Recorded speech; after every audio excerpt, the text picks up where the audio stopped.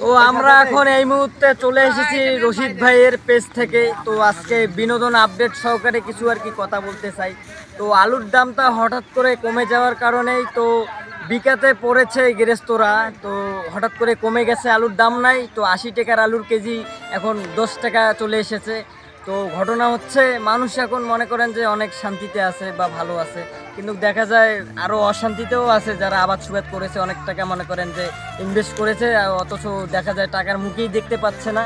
তো আরেকটা ঘটনা হচ্ছে যে এখন স্টোরে আলুই নিতেছে না। তো স্টোরগুলো সব আর কি বুকিং হয়ে গেছে। তো তারা কি করবে, কি করতে চাচ্ছে, সেটা আমরা তাদের কাছে অবশ্যই জানবো, বা জানার পর আপনাদেরকে আপডেট সহকারে কিছু আর কি তথ্য দিতে চাই। তো আজকে দেখতেছেন আমি এসেছি দুলার মাঝে। তো এখানে অনেক লোক আর কি আলু খুঁজতেছে। তো অনেক ভালো লাগতেছে তাদের খোঁড়া দেখে।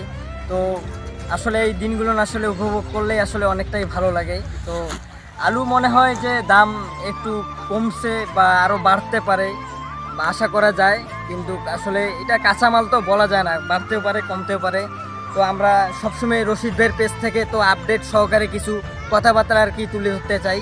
তো আপনারা সবাই দেখুন। আসসালামু আলাইকুম, সবাই ভালো থাকবেন।